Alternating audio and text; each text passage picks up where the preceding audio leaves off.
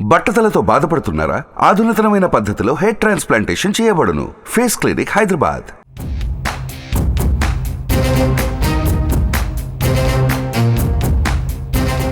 పిఠాపురంలో ఈసారి హోరాహోరీ పోటీ తప్పదా, లేదంటే వార్ వన్ సైడా? అటు వైసీపీ నుంచి వంగా గీత, ఇటు కూటమి తరపున జనసేనాని పవన్ కళ్యాణ్ బరిలోకి దిగారు. ఇద్దరూ కాపు సామాజిక వర్గం నేతలే కావడంతో ఈసారి కాపులు ఎటువైపు ఉంటారు, ఎవరికి మద్దతిస్తారు? పవన్ కళ్యాణ్ స్వయంగా పోటీకి దిగుతూ ఉండడంతో వైసీపీ ఎలాంటి గేమ్ ఇక్కడ మొదలు పెట్టబోతోంది? జనసేన ప్లాన్ ఏంటి?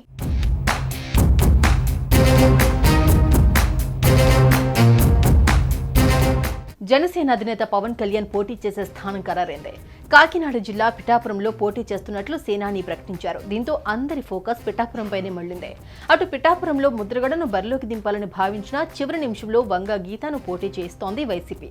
కూటమి అభ్యర్థిగా పవన్, వైసీపీ క్యాండిడేట్ గా వంగా గీతలు ఇద్దరూ కాపు నేతలే కావడంతో రాజకీయం మరింత రసవత్తరంగా మారింది. దీంతో కాపులు ఎవరి వైపు ఉంటారు అన్న చర్చ మొదలైంది.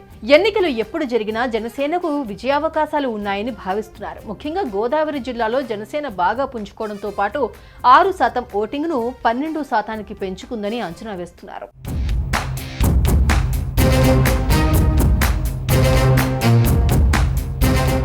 ఆంధ్రప్రదేశ్ మొత్తం మీద కాపు ఓటర్లు ఎక్కువగా ఉన్న అసెంబ్లీ నియోజకవర్గం పిఠాపురం. పిఠాపురంలో 91,000 ఓట్లు కాపు వర్గానికి సంబంధించిన ఉన్నాయి.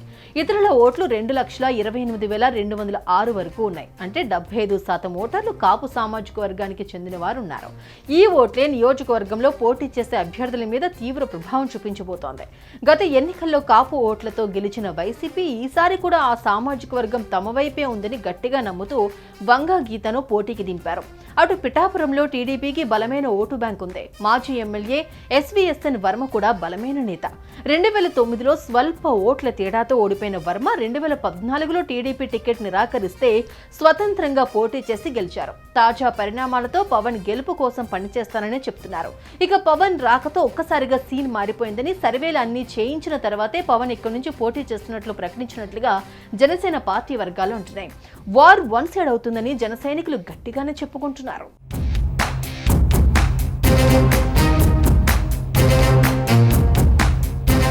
కాపు సామాజిక వర్గం అధికంగా ఉండే పిఠాపురం నియోజకవర్గానికి అధికార వైసీపీ, ప్రతిపక్ష టీడీపీ, జనసేన, బీజేపీ కూటమి ప్రతిష్టాత్మకంగా తీసుకున్నాయి. కాపుల ఇలాఖాలో విజయం సాధించి ఆ వర్గంలో తన బలం చెక్కుచెదరలేదని నిరూపించుకోవాలని వ్యూహం రచిస్తోంది వైసీపీ. దీనికి తగినట్టుగానే సిట్టింగ్ ఎమ్మెల్యే పెండెం దొరబాబును పక్కన పెట్టేసి కాకినాడ ఎంపీ వంగా గీతను బరిలోకి దింపింది. గతంలో పిఠాపురం నుంచి ఎమ్మెల్యేగా గెలిచిన గీతకు ఇక్కడ మంచి ఫాలోయింగ్ ఉండటంతో ఆమె విజయం నల్లేరుపై నడకగా భావిస్తోంది. అయితే సిట్టింగ్ ఎమ్మెల్యే దొరబాబు సహకారం లేకుండా గీత విజయం సాధించగలరా అన్న సందేహాలు వ్యక్తమవుతున్నాయి. ఏదైనా సరే కాపు సామాజిక వర్గం, అందున మహిళా నాయకురాలు కావడంతో విక్టరీ కొట్టడం ఈజీ అని ధీమా ప్రదర్శిస్తోంది వైసీపీ.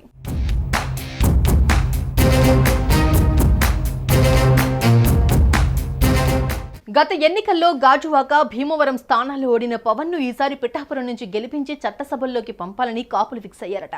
మరోవైపు రాజకీయ విశ్లేషకులు సైతం పవన్ గెలుపు నల్లేరుపై నడకేనని చెబుతూ ఉండడంతో సీన్ మొత్తం మారిపోయిందంటున్నారు.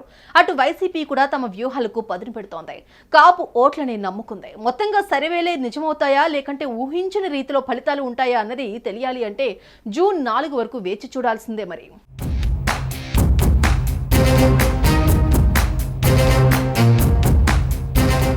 సుమన్ టీవీలో మీ పర్సనల్ అండ్ బిజినెస్ ప్రమోషన్స్ కోసం కింది నెంబర్కి కాంటాక్ట్ చేయండి.